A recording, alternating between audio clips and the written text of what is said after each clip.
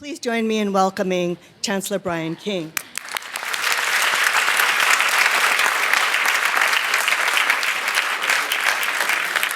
And I want to welcome our longest-serving member of the Board of Trustees, Ruth Scribner, who also teaches in the Elk Grove K-12 system, with some introductory remarks. Ruth?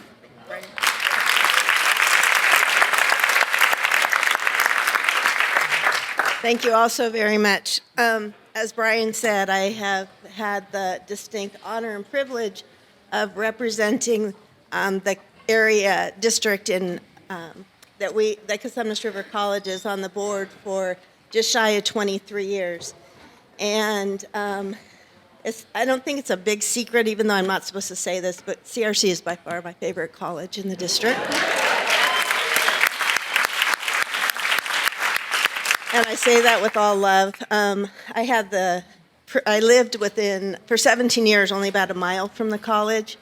And many of you have heard the story, but I'm just going to share it one more time. My kids, who are now 28 and 25, learned how to swim in the swimming pool here. And I had the distinct privilege of serving as an adjunct librarian before I was on the board. So I served at Valley High School and Florin High School, and I'm currently at Franklin High School. I was at Cosumnes Oaks High School. So I've had the opportunity to help many of your students, of our students, prepare to and encourage them to come to this amazing institution. And it's amazing because of all of you. So on behalf of the entire Los Rios Community College Board, District Board of Trustees, I'm so happy to be here to help kick off this fall semester. I'm sure you and hopeful that you all had a great summer, that you're coming back refreshed and recharged and ready to kick off this semester. I hope you had a chance to spend time with your loved ones and prepared and are now ready to face the new ones that you're going to love on in your classrooms while you're here. Convocation is always a really exciting time. It's always filled with optimism and enthusiasm, and you can just feel the energy in this room this morning. It's tangible, and it's just really exciting to feel that. My colleagues and I on the board understand the extraordinary amount of hard work that goes into preparing for the start of a new year, and we're grateful beyond words for your commitment. We also know that the past several years have been challenging, exciting, and quite frankly, exhausting. And please know that we recognize and appreciate all that you've done. In the midst of significant change, it's easy to lose sight of how far we've come. Because of your hard work, your innovative spirit, students starting classes next week are closer to reaching their academic goals and their life goals than ever before. Because of your creativity and dedication, there are fewer financial barriers for our neediest students. It's not that they're gone, but there are fewer of them for sure. And most importantly, because of your compassion and humanity, more students are able to access the wraparound services they need to be healthy, safe, and successful. My fellow trustees and I are incredibly proud of all of you, and we can't wait to see what the year brings. We always look forward to the reports from faculty and staff and when you bring forward the things that are going on your campus. So now it's my pleasure to introduce our Chancellor, Brian King, for his portion of today's program. Thank you. Have a great year. Thank you, Ruth. So Ruth has served our Board of Trustees now for more than 20 years, and that continuity is a key part to the success that we enjoy together in serving our students. Our board chair is also with us, John Knight. John, will you stand so we can introduce you?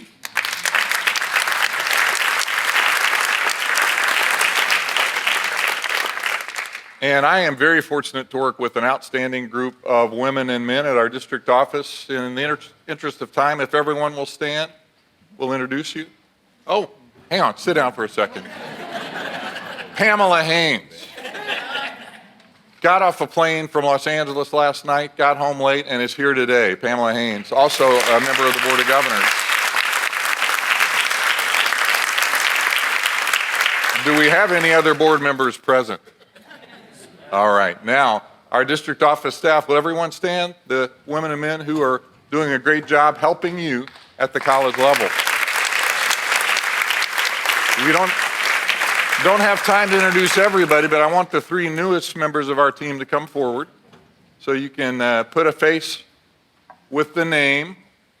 We're going to go in alphabetical order, so you guys need to figure this out. So far, so good. Armstrong, Tamara Armstrong, Associate Vice Chancellor of IT.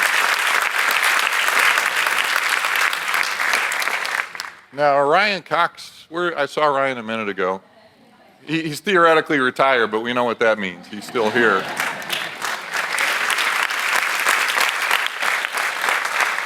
And you were here one day and you got promoted, so I don't know.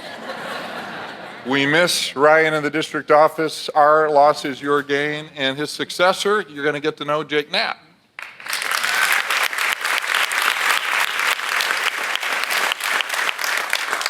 Then last but not least, our Vice Chancellor in charge of the budget and facilities and all things fiscal administration, Mario Rodriguez. Mario. So let's welcome these great new people to our district. So that represents what's going on at our colleges in our district to some extent, that change is a continual part of what goes on. We lose wonderful people like Ryan. Our job is to bring in wonderful people like Jake, Tamara, and Mario to keep the high standard that we've set together. And the last few years have been certainly very challenging. And when you think about how to describe the last few years, what are some words that come to mind for you? It's been exciting.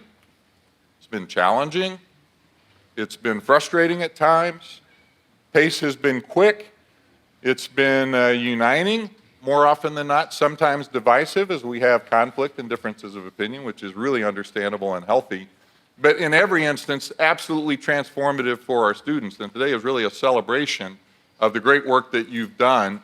And it's been complicated, the work we do together. And the three principles I want to share with you today are fairly simple and straightforward. And while they're familiar concepts, they really are our North Star as we together seize challenges and seize opportunities and face challenges together. So the three concepts I'm going to share with you today are, first of all, we put our people first at Los Rios.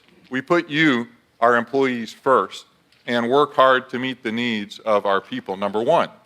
Number two, because we meet the needs of our faculty, staff, and administration, we're able to focus on what is doing best for focus on doing what's best for our students. And we'll have some tremendous evidence of your work in doing what's best for students and changing their lives. And thirdly, because we put our people first and because we focus on what is doing best for our students, we have earned the trust and respect of the communities we serve. And we'll talk about some very specific ways that trust has manifested in support of our students. So in putting our people first, when I say we put our people first, we have a deep commitment to treating everyone fairly and making Los Rios and CRC the best place to work in the Capital Region. That's our commitment. We want to put you first and remain the best place to work. Now, how many of you have been on an airplane lately? We'll talk a little bit about the challenges of flying, but Richard Branson, how many have flown Virgin American? Really one of the outstanding airlines, and he talks about the idea that the magic happens because we put people first. We meet the needs of our people. And we have had great discussion about being student-centered and a focus on being student-centered. I firmly believe that being student-centered starts with a focus on meeting your needs, meeting the needs of our people. We have to meet the needs of our people so that we can reach out and make magic. And wow, the magic that has been made by all of you at CRC. We'll talk about some of the specific examples, but give yourselves a round of applause for the magic that you've made for our students. So a lot of you have flown. How many of you, be honest, pay attention to the safety instructions when you're flying? Okay, a lot of you do. How many of you truthfully have the noise-canceling headphones on when that starts? But we all know the drill, right? When, in case of a sudden drop in cabin pressure, what are you supposed to do? Now let's stop for a second. You put your mask on first. How many of you fly Southwest? I'm a very loyal Southwest flyer. So some of the flight attendants have a sense of humor in giving the safety instructions, right? So one of my favorites, the flight attendant said, now, if you're flying with one or more small children, first of all, what were you thinking?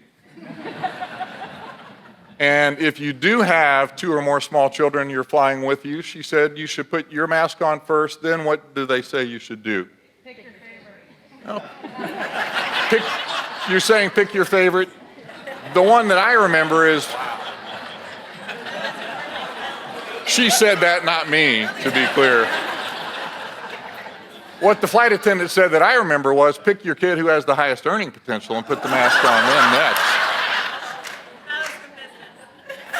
No question, we've encountered some turbulence together in recent years, and it has never been more important to make sure that we do take care of our needs and take care of each other. Because if we don't take care of each other first, we won't be able to take care of our students the way they need us to in these times of challenge and change. So be sure and take care of each other and think about what that means and how to take care of our own needs so that we're there for our students when they need us.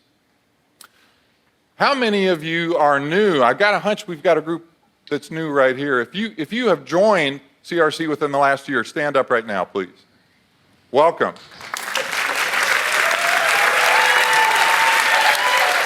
Okay, remain standing.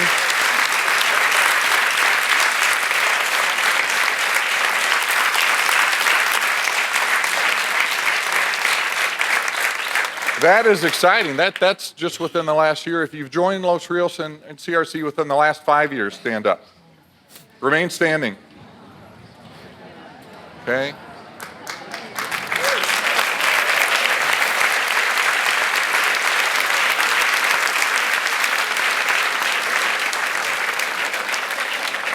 Now, my memory goes back to February of 2013 when I became your chancellor. Anybody, stay standing. If you've joined CRC and Los Rios since February of 2013, stand up. Okay?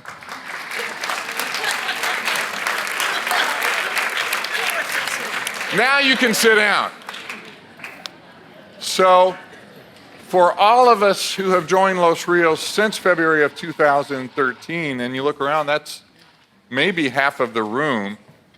We didn't directly experience how Los Rios navigated the last great economic downturn. I want to talk about that for a second, and I want to encourage those of you who were here to make sure you tell that story to people who are new.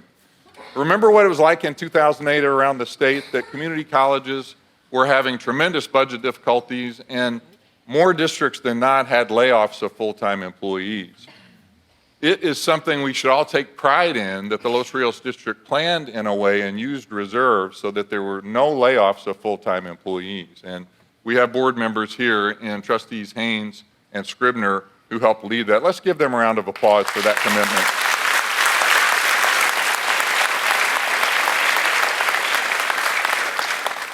As new employees come and don't have that memory, we need to tell that story about how we put employees first and we make that commitment.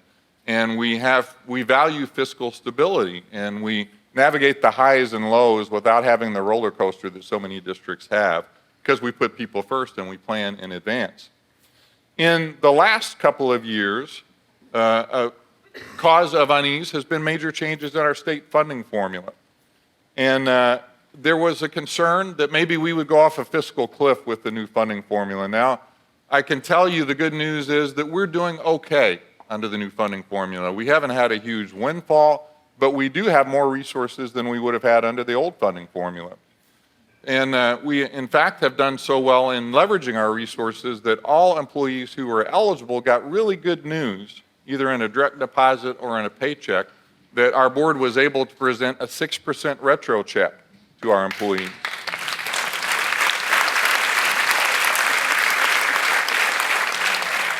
So that is the result of that same putting employees first that got us through the recession and also allows to have sustainable compensation and benefits.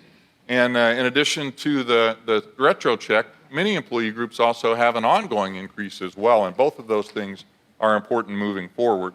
So underlying the way that we put employees first is what we call the bucket principle in Los Rios. So new revenues, 80% of all new revenues are allocated to our people back to that idea of putting people first. And the bucket principle has served our district extremely well and has in the recent year too with that 6% retro and ongoing increases for many employee groups.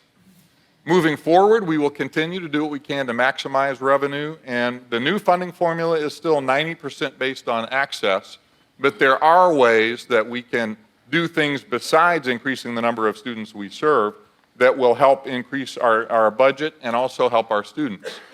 If we increase the number of associate degrees for transfer, that's good for our students.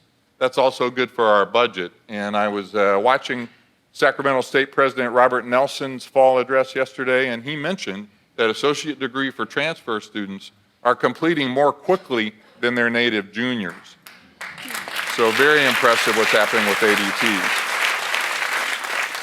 So much of the day today and the work you're doing is focused on equity and serving more students who are historically underrepresented. Historically underrepresented is not just good for our community and our students, it's also good for our budget, as is awarding more Pell Grants.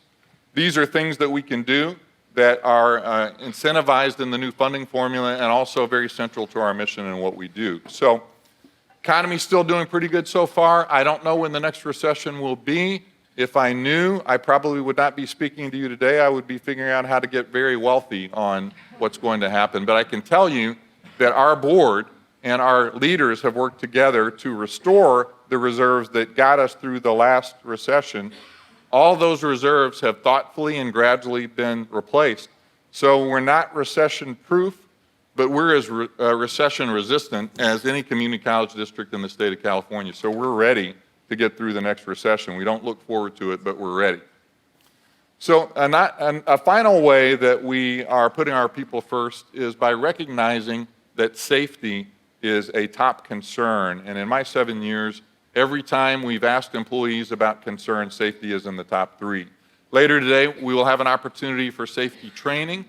It's difficult to know exactly how to do safety training, and you'll hear from your captain here about active shooter training. And I know at the end of the day, it might be tempting to get to work, but I really encourage you to come back for safety training. And I want to thank our faculty leadership who asked for safety training and felt so strongly about it that they wanted to be on convocation when everyone could participate. So I hope you will be here for safety training later in the day. So the first principle, we put our students first. Second principle, we put our people first. And because we put our people first, the second principle is that we are focusing on what is best for our students. Equity is the underlying principle that is driving what we're doing, because we know and we agree that a student's zip code, the color of their skin, their sexual orientation should not be their destiny. The hard work that you have done, and let's be honest, is this being recorded? Will people at the other colleges know what I'm saying to you? You've been the pioneers here at CRC. You have been bold and courageous and implemented some important changes before our other 3 colleges did. So give yourselves a round of applause.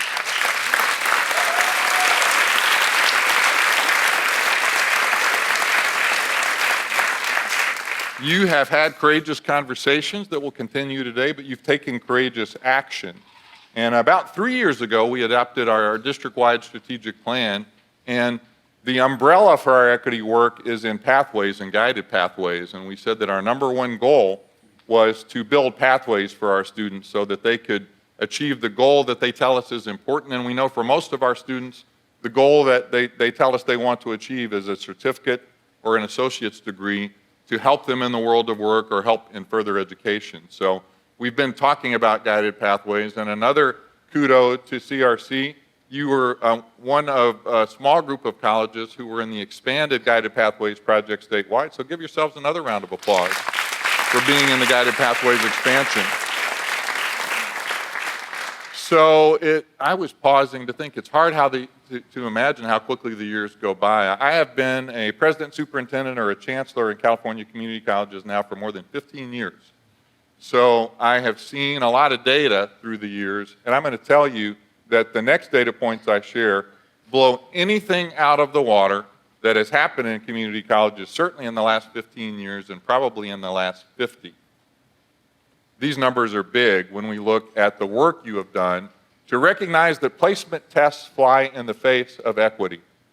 We know that placement tests have underplaced our students. So you were first, so I'm going to share district-wide data. You'll have a chance to dive deeply into the CRC data. It's frankly better because you got there sooner. English enrollment. We know that first-year students taking transfer level writing is very important. Previous year, before the changes were made district-wide, about 5,200 students district-wide placed into transfer level writing. 1 year later, only 1 year later, the number is up to 7,200. So let me do the math real quickly. 38.5% in 1 year.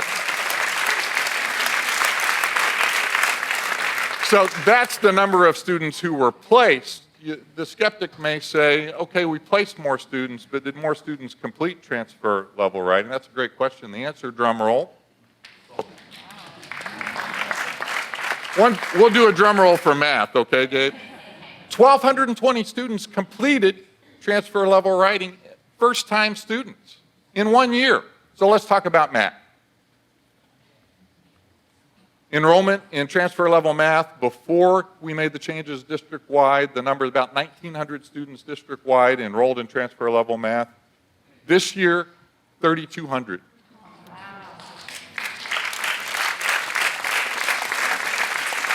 So the percentage increase, carry the 65.3, almost 2/3. Amazing increase in 1 year. And the bottom line again, how many more students completed? Now, drum roll,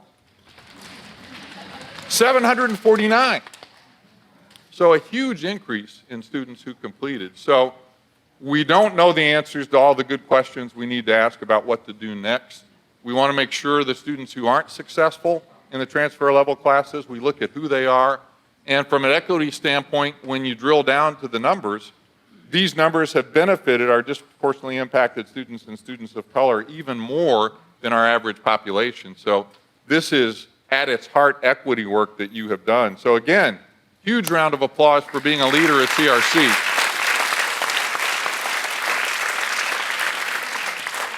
So there are many other areas where we are putting equity front and center moving forward.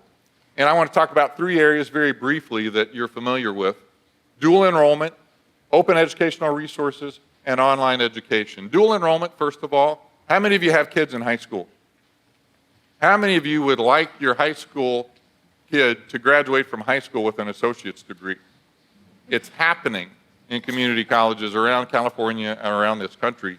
We need to make dual enrollment an emphasis so that students can complete their high school career and in many instances walk down and get a diploma from high school and an associate's degree the same day.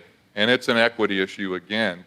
Helping students of color get college credit while they're still in high school is a tremendous opportunity.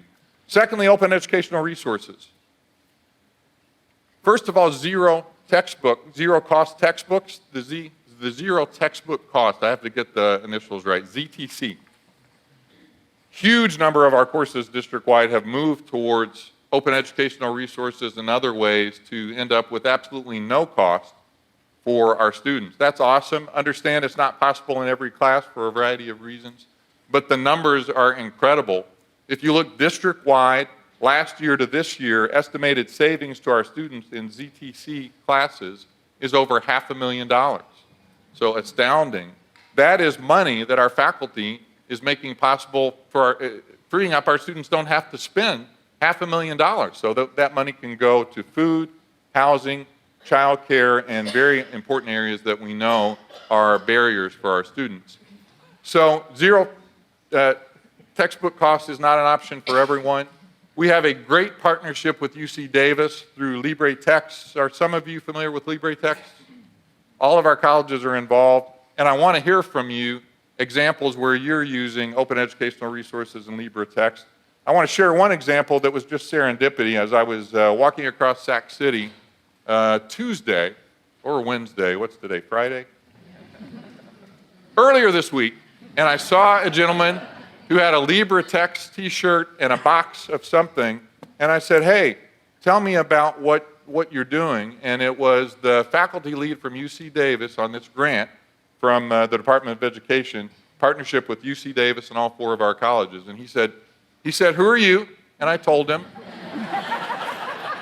And he said, "Oh, I was going to give you a book. So I'll just give it to you now." And this is the book. This is organic chemistry. How many of you have taken organic chemistry? Several of you have. Anybody know, if you go to Amazon.com, what a new organic chemistry book costs? Somewhere between $180 and $300. So it is the dreaded $300 book. Now, the days of the $300 textbook are numbered. John Fallon, the CEO of Pearson, a textbook company, has said the $300 book is dead. Yeah. I got to tell you, it's a zombie right now, because if you go through our bookstores, you can still find some $300 or nearly $300 books. So the opportunity of the Libre Project, and it's not the only source of online educational materials of OER, but this book that would have cost $300 is completely free if you get it online. And 12 different professors from 16 different professors from 12 different colleges contributed to this book around the country. So as a faculty member, you can choose the chapters, you can choose the subject matter, total academic freedom in deciding what to do. The $300 book now is free if you get it online. What do you think it costs to print this bad boy? It's only about $10. Only about $10 to print this book. So in 5 years, Diane Bennett, the Sac City faculty member who piloted this text, has saved the students in her classes over $200,000 in one course. $200,000.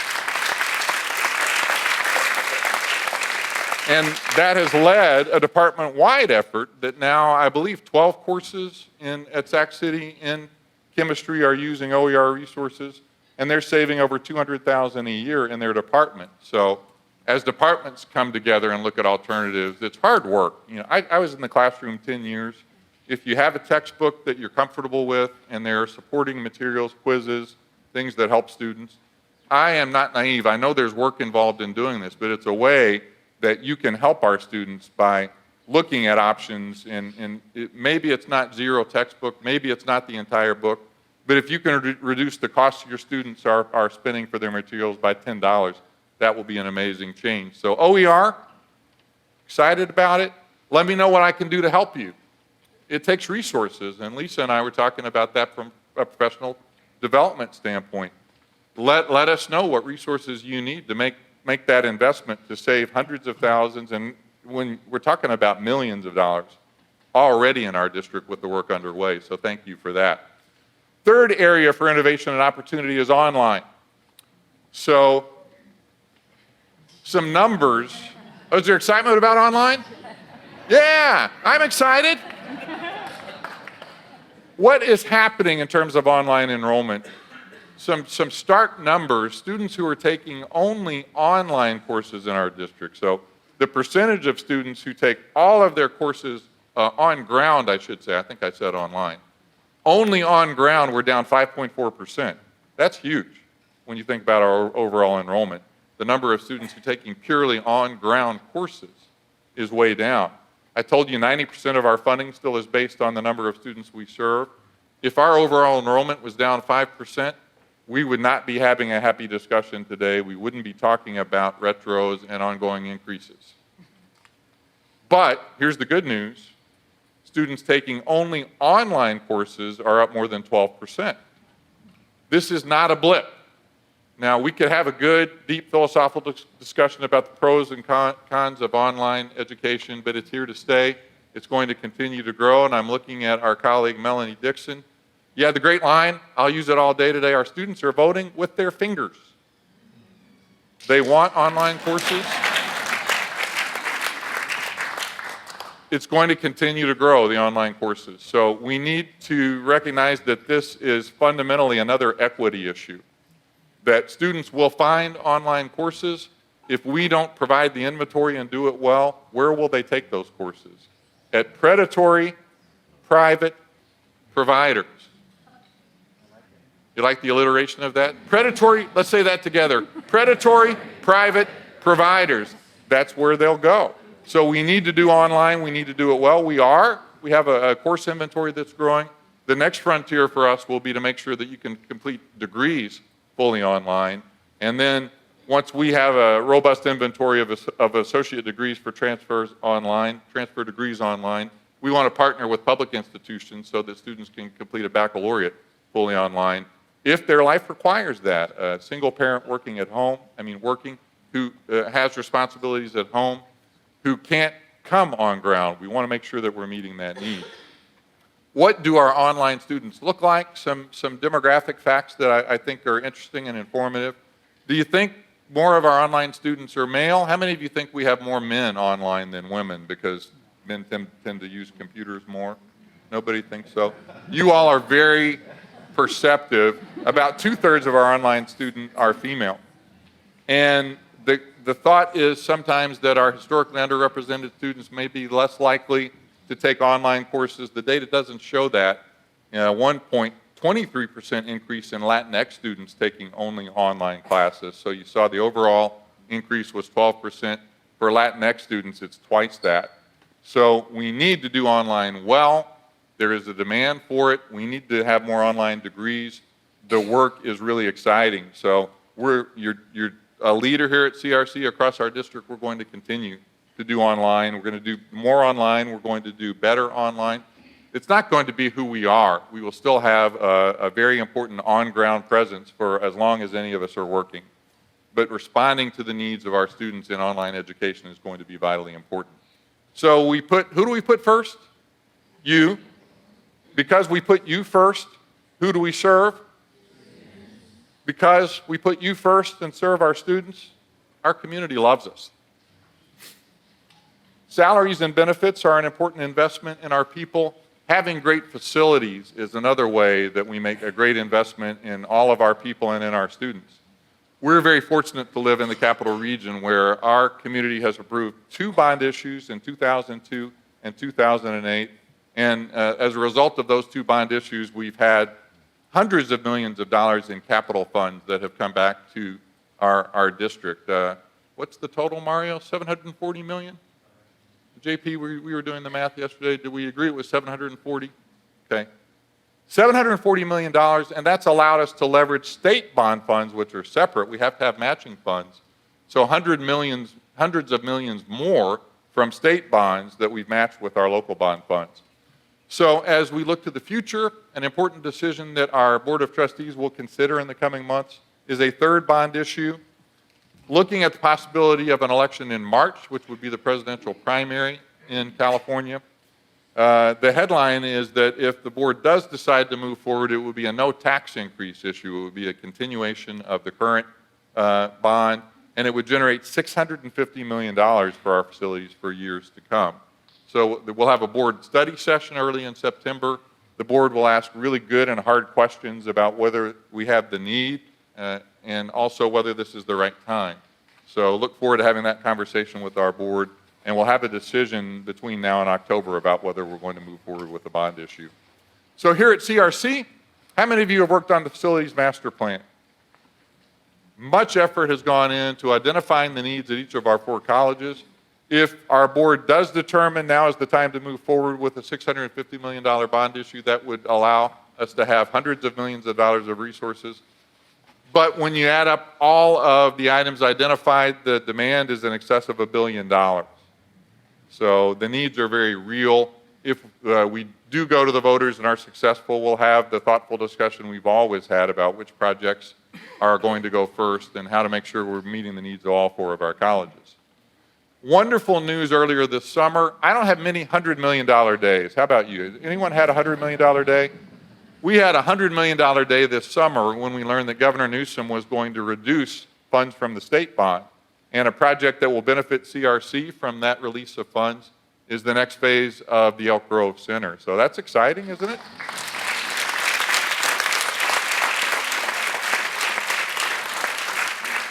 So we've earned the support of our local community. We've earned the support of the governor, who's been to one of our colleges and might be to another one of our colleges soon. We're not supposed to say anything about that, but if you see Governor Newsom, be nice to him because he's been nice to us. So our local voters have been very supportive. The state legislature and the governor have been supportive of community colleges. And many of our business partners have been incredibly supportive of us, and the Los Rios Promise is a way that we have had great support from our community. Only about 2 years ago at Convocation, I shared with you the vision that the Promise program would provide a fee-free experience for first-time, full-time students. That seemed like a really unlikely goal to achieve, but here we are with the help of the legislature now. The first 2 years are fee-free for all of our first-time, full-time students. That allows our Promise program, let's clap for that too, thank you. That allows our Promise program to focus on the other barriers we know that are very significant for our students, like food and housing and childcare. So we had tremendous news last month that we were able to announce through our philanthropic efforts, and Paula Allison headed up our Promise efforts, and CRC has been very engaged, President Bush and his team. Can I have another drum roll? We announced the largest group of gifts in the history of Los Rios to support our students in their financial barriers, $750,000. $750,000. So Sutter Health was our lead partner making an investment in the community. Also Safe Credit Union, a wonderful partner, Wells Fargo, and VSP. So businesses who we serve, who rely on us to help with their workforce needs, are investing back in our community. So, wow, what a great year we have had with the state bond funds, the Promise program, and the opportunity, linking back to the Promise program. If you were wondering how you could contribute to the Promise program, those of you who are in the classroom looking at ways to reduce those textbook costs using open educational resources and other ways of reducing costs, that's a direct benefit back to our students. And when you add up all of those OER savings, as wonderful as it is that we have $750,000 from our business partners, our faculty have really already done more than that when you add up the impact of low-cost and no-cost textbooks. So again, let's give a round of applause to our faculty for their leadership.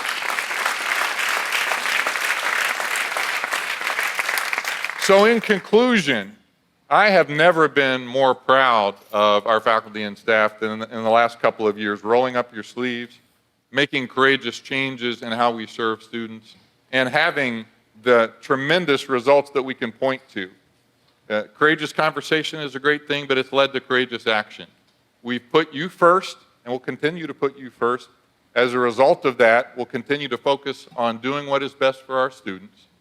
Because we have a history of doing what's best for our students, our community, our legislature, and our governor are very supportive of our work. So thank you for letting me spend the start of the day with you today. And now I want Dr. Bush, will you please stand up? Yeah, Ed, we'll get to you in a second. Janice, will you stand up? Stand up. It's a team effort here in our leadership.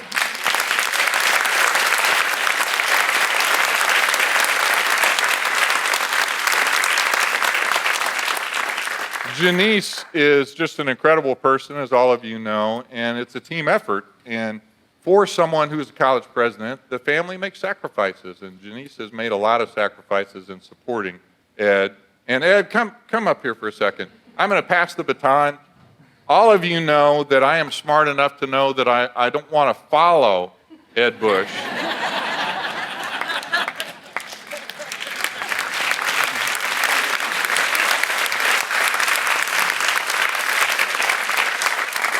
But leadership really does make a difference. And I'm not talking just about presidential leadership. We've had wonderful faculty leadership here, our classified staff.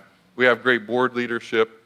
But the focus on being courageous is something that has been your life's work, and it's reflected in the great results that all of you have together here. It's not a one-person show. It is a team effort, but it is a tremendous pleasure for me now to introduce our next speaker, President Ed Bush.